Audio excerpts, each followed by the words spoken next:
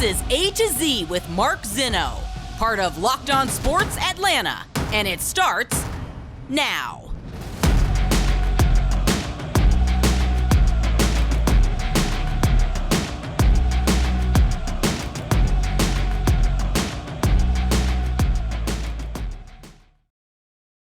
Good afternoon. Welcome to A to Z here on Locked On Sports Atlanta, where today I ask, who would have believed it? Welcome in. We are live here on this Monday. Hope everybody had a wonderful weekend. It is a Falcons win Monday right here on A to Z. A to Z brought to you by our friends at betonline.net. We've got a ton to do today. We'll mostly recap the Falcons game. I have some very disturbing news about the Braves over the weekend that I want to get to, but there is so much to do here. Give us a follow on Twitter at LockedOnATL. Of course, I'm at Mark Zinno, MarkZinno. And we start with the Falcons because you wake up here on this Monday morning and you know who happens to have the fifth best rushing attack in the NFL? Yeah, it's your Atlanta Falcons. You know who happens to be averaging 156.7 yards per game on the ground? Yeah, it's the Atlanta Falcons. Who would have thunk it? Who would have thunk it? You know, what's interesting about the way yesterday unfolded is very much that,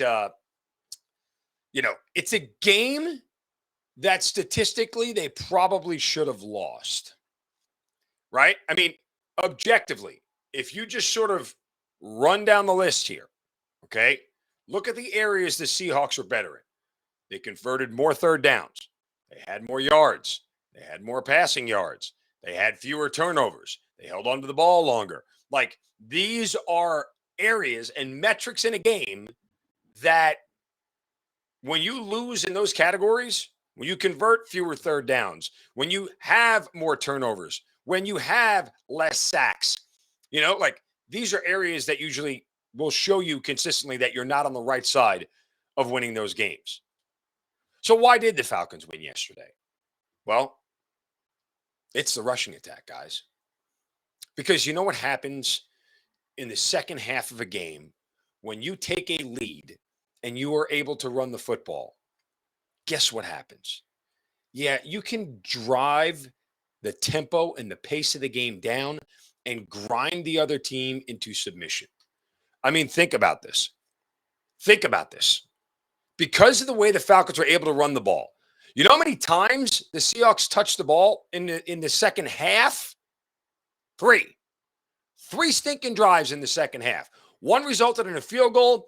One resulted in a punt. And oh, by the way, they might not have touched the ball a third time had Marcus Mariota not fumbled. They had 3 drives in the second half. That's it. They had 3 drives in the first quarter of this game. Right? That's the difference. That's why they won the game. And that's what you have to understand. So for all you people who spent all last week whining about Kyle Pitts' target share, which he did get more, and no, he didn't get more because you all whined about it. He didn't get more because people in the media were asking questions about it. No, that's not why it happened. They knew they needed to get him the ball. They knew they needed to put it in his hands. And it's not like they weren't trying in the first 2 games. It just wasn't there. It was there this week. Why? Because Seattle's defense is not very good. New Orleans is, right? And last week, same thing.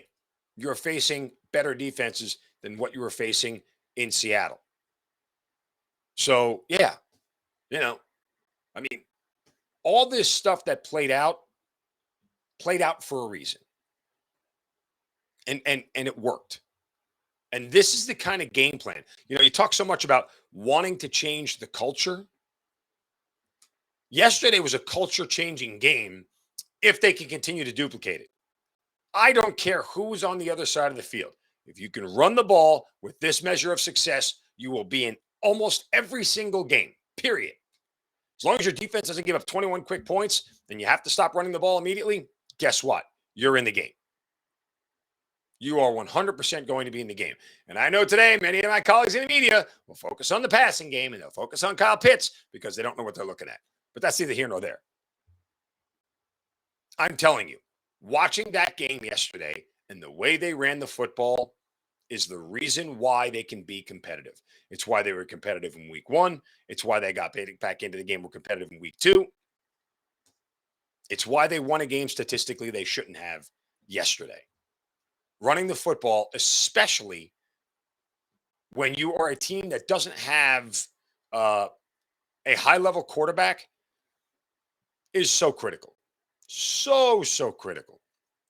I want to get to Mariota here in a minute because, there's a certain amount of things with him you're going to have to live with that I really don't want to live with at times, but we'll get to that coming up in a minute. And oh, by the way, I won't underscore the defensive play that they made at the end of the game in coming up with a big interception. Like that was super important. It was super important emotionally for the defense. It was super important for the team. It was super important to the ego and the mentality of them being able to close out games. Like this is one of those things where when you look at it objectively, it was so much more than just a game-winning interception. It was just something they needed to know that they could close out games and that they could trust themselves a little bit. And there's probably a collective sigh of relief that they got a W. But I'll tell you this much. In the big picture, that's a Falcons defense that only gave up 3 points in the second half of a game. 3. So even when you're trailing, if you only give up 3 points in the second half of a game, guess what? Your offense can get back in it. And without patting myself on the back, because, pat away, but I told everybody before the season started, this team would be more competitive in games than people think. This team would be a lot more competitive than people think. Why are they more competitive? They got a good coach. That's really what it boils down to. He's not going to get any credit for it this year. He's not. Because at the end of the day, they'll have more losses than wins. But, this is a team right now that continues to be more competitive than people expect. I mean, that's just what it boils down to. And I'm sitting here watching this whole game unfold yesterday, thinking in the back of my head that I'm going to have to send out the same tweet I sent out the first 2 weeks to remind everybody to take a 30,000-foot view with this team, that wins aren't going to be easy, that wins don't necessarily matter, that them being competitive is a bigger step in the rebuild. I felt like I was saying all those things again because I didn't have a ton of faith that they were going to be able to stop Seattle. I thought a touchdown was imminent. That's what happens when you play Geno Smith. And again, not taking anything away from Richie Grant or the defense or anybody else. That's just kind of where they are, or who the opponent was.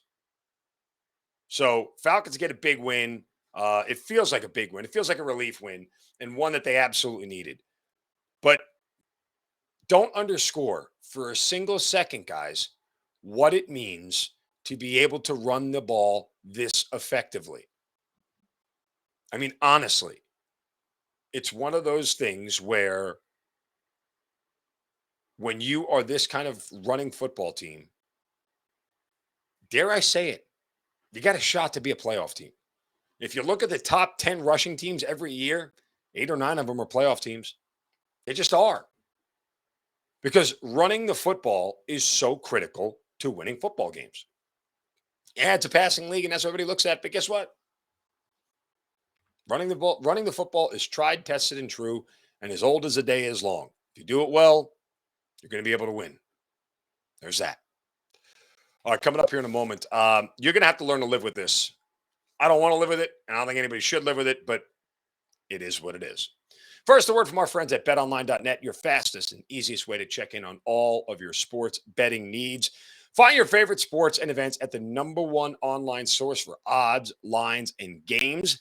You can find reviews and news of every league, of course, the NFL going on, college football there as well. So much great content on the website, guys. I check it out every single week. You have Major League Baseball, final week of the regular season winding down, or final 10 days of the regular season winding down. NBA and NHL getting ready to ramp up. Combat sports, esports, even golf. It's all right there. BetOnline continues to be the top online resource for all your sports wagering information, from live in-game betting, scores, podcasts. They've got you covered on everything. Head to BetOnline today or use your mobile device to learn more about the action happening today. BetOnline, where the game starts. Okay. I watched that game yesterday, And one thing is really starting to annoy me, but I guess we all have to learn to live with it because it is what it is. Um, I will tell you that Marcus Mariota's inaccuracy or accuracy or lack of accuracy is really starting to annoy me. It's really, really, really starting to annoy me because this team is leaving yards and points on the board on a routine basis. I don't know about you guys, but there were 2 or 3 plays that I saw. And this is the difference in the NFL, guys. Particularly one of them to Drake London, I remember, where he was sprinting down the right sideline and he literally had to stop in his tracks to go back and wait for a ball to get to him because it was severely underthrown. Now, it's a completion. It was a first down. It moved the chains. It kept the drive going, all those things. And everybody claps. And it's like, yes, yes, yes, yes, yes. But you have to look a little bit closer at this thing because, you know, you, if he hits him in stride, that's a touchdown because Drake London is fast enough to make it a touchdown. I mean, the box score says that Marcus Mariota completed 65% of his passes yesterday. That's not really fair and accurate, pun intended. Um, he left a lot of yardage and plays on the board because he is not as entirely accurate as most of the quarterbacks in the league. And I remember sitting there, I was watching the game with friends, and I was just talking about how, frustrating it is because there should be bigger plays there and everything else. He, and then they started bringing in Desmond Ridder, and he should play. No, he's not going to play, and you shouldn't bring in Desmond Ridder because I objectively trust most coaching staffs in the NFL that when they would have seen that Desmond Ridder was a better player and would have given them a better chance to win, he'd be starting. Like that's generally what it is. When a coach sits there and talks about we're here to win ball games and this, that, like every coach does, they don't pick the lesser player to play. That's not how it works. So Ridder is not the better option right now. And whether he's more accurate or not, I don't 100% know. But whatever the trade-off is, if he is more accurate, makes you net negative. So Ridder's not going to be in there. But generally, again, I've watched Mariota on several drives this year, and there were 2 or 3 that stick off the top of my head yesterday where he just flat out didn't. There's a difference in the NFL, guys, of a ball being this spot and this spot, like just a hair behind you as opposed to just a hair in front of you. That is the difference, not only in a completion, but extra yardage. The game is so fast, and those windows to operate in are so small that when you miss them, it's a difference between a guy taking off and running 60 yards for a touchdown and a guy getting dragged down from behind. I mean, if you can't understand that, then you're not really understanding the NFL and how slim the margin for error is in most of these games. So, again, you have to live with it because there is no way around it. But, I think generally on the flip side of Marcus Mariota's inaccuracy is the creative ingenuity and play calling of Arthur Smith that is not getting enough love and is not getting enough recognition. Because when you have this limited of a quarterback, the fact that he can get him to complete 65% of his passes or 63% of his passes, whatever it was from yesterday, 65, is rather remarkable. It's remarkable to me because, well, I mean, how can you not give credit to the play calling to get guys that open that they need to be, that a guy can miss throws like that and still get completions out of it and first downs and net yardage and positive and everything else. And back to the running game as well. I mean, whatever Arthur Smith has concocted, that looks like a serviceable offensive line playing for the Atlanta Falcons. It has to be. You can't rush for 156 yards a game on luck. Again, especially against 2 of the better defenses in the league, rush defenses in the league, theoretically coming into the season, in the Saints and the Rams. Now, right now, the Saints are the bottom of the league this year, and the Rams are, where are they? Middle of the road. So, no, actually, the Rams are actually really good. under 100 yards a game. But my point simply is that you don't rush for 156 yards per game by getting lucky with offensive linemen. It's scheme. It's the way the play is drawn up. It's play calling. It's knowing situationally how to take advantage of certain spots and what defenses are going to do. It requires a lot of studying, a lot of hours, a lot of extra, work being put in to be able to get an edge in those spots. And you have a coach who does it. Period.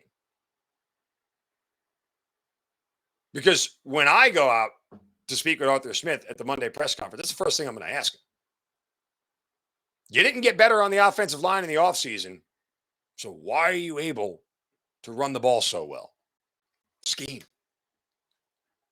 Right? Scheme. That's what it's all about. And you have to acknowledge it and recognize it. And again, limited quarterback, limited offensive line, hell, limited at running back, because Cordero Patterson is not a running back. He's been converted into one. I'm glad that he's a Swiss Army knife and he's a Deebo Samuel, whatever, but he was never brought here intended to be a running back. Well, I guess he was, but you get the point. Like 31 other teams would have never said, let me go get Cordero Patterson to play running back. There's only one guy in the league who said that. That was Arthur Smith. He's like, okay, we'll take that guy. We're going to make this work because he can work in my scheme. That's coaching, folks. That's coaching in the NFL. There are a ton of bad ones out there. There are some pretty good ones. And Arthur Smith is trending toward the good guys, the smart ones. Just watch the game. Watch how it unfolds. You can't miss it. He is incredibly good at what he does. And again, Falcons fans need to appreciate the fact that he's got Marcus Mariota completing nearly 64% of his passes. And he's got a rushing attack that's top 5 in the NFL. Those are things that wouldn't have happened, because you can look at Mariota's career stats and where they are. Nah. Tennessee, you ready? His time in Tennessee. 62% as a starter, 61%, 62%. Then he had a bump up year in 2018 where he completed 68%. But then the following year, again, 59%. So the limited times he played in Las Vegas, 60% and 50%. I mean, 1 year he threw 2 passes, but you get the point. His first couple of years in Tennessee, especially the ones with Arthur Smith, guess what? That's when he got benched too, in 2019, because he only completed 59% of his passes. You figure it out, guys. It's coaching. It's coaching all across the board. And Arthur Smith's really good at it. All right, coming up here in just a moment, I want to get to some very disturbing news that has me uber worried for the Atlanta Braves. That's coming up. First, a word from our friends at Coffee AM, the best small batch coffee roaster in America. Why? Well, first of all, they're roasted right here in Georgia. That's number one. But they're super fresh because they're roasted and shipped on the same day or very close to it. And when that box gets to your house, you're going to have that smell just smack you right in the face of all the delicious flavored coffees, select blends, gourmet coffees, teas, gift sets, whatever it may be. It's all in that box. You can check it out online at coffeeam.com/lockedon. And you get coffees from all over the world, countries you haven't even heard from. I mean, Coffee AM is just sourcing this stuff and getting it to you, and it's delicious. And it's the perfect way to start your day. Again, go to coffeeam.com/lockedon and use the coupon code locked on at checkout. You'll get 15% off your first order of coffees, teas, and gift sets from the best small batch coffee roaster in America. That is Coffee AM. Okay. Funny because I went to the Georgia game over the weekend and I was like running around all day on Saturday, and I hadn't really had a chance other than, catching up on some college football and everything to take in much baseball. And I found out yesterday morning that, oh boy, we had some news over the weekend that my boy, Spencer Strider, shut down for the rest of the year. Going to try to bring him back for the playoffs. This is very devastating news if you ask me. This is not what you want to have going into the playoffs. This is, again, I'll repeat it for everybody who didn't hear me say it the first 1,000 times and who still doesn't believe that it's the case. This is the guy with the best stuff on this staff, and arguably some of the best stuff in Major League Baseball right now. And not only that, he's your game 2 starter in the playoffs. And not only that, he provides you with a 1-2 punch that is nearly unbeatable in most occasions. Now, all due respect to a 20-game winner, Kyle Wright, he is nowhere near the pitcher, in my opinion, that Max Fried and Spencer Strider are. It's just not. I don't think Kyle Wright puts fear in other lineups the way Max Fried and Spencer Strider do. And this 1-2 punch that you have for the playoffs, if it is in jeopardy, if Strider cannot go in the playoffs, guess what? I do not like this team's chances to get back to the World Series, especially going through a wild card. Just don't like it. I don't. I'm just being objective and honest about it. He is a difference maker. As I said, Fried and Strider are your Johnson and Schilling. They are your Pedro and Schilling in 04 with the Red Sox. They are those two level of pitchers that will dominate a game from start to finish and will make sure that you are on the right side of it. That's what they are. And I don't know that Kyle Wright brings that same level of dominance. Yes, he won 20 games. I'm not taking anything away from him. I'm not saying he's a bad pitcher. I just personally like Strider a lot more, as you guys know. This shouldn't be surprising to anybody. You know, I try to be as objective as I can about things. And when I look at Kyle Wright, you know, he won 20 games, but, you know, this is a guy that does not have the whip of Max Fried or Spencer Strider, right? He's higher up there. You're getting more walks and more hits given up. He's got a lower K rate than both of those guys. You know, clearly, again, if you believe in the WAR thing, his WAR is lower, his ERA is higher. I mean, winning 20 games is not easy in Major League Baseball, and it does mean you are a good pitcher. But there's a lot of that is very much can be done with smoke and mirrors on a lot of occasions. I mean, remember, earlier this month, Kyle Wright had a 4-inning, 8-run start that the Braves won the game on. Should that be a loss? Probably. Was it? No.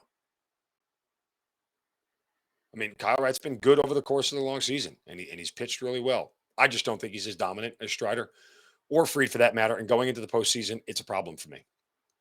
That's just me. I'm not saying you have to agree. I think the 1-2 punch, especially again, if they don't end up winning the division and you have to go through an extra playoff series,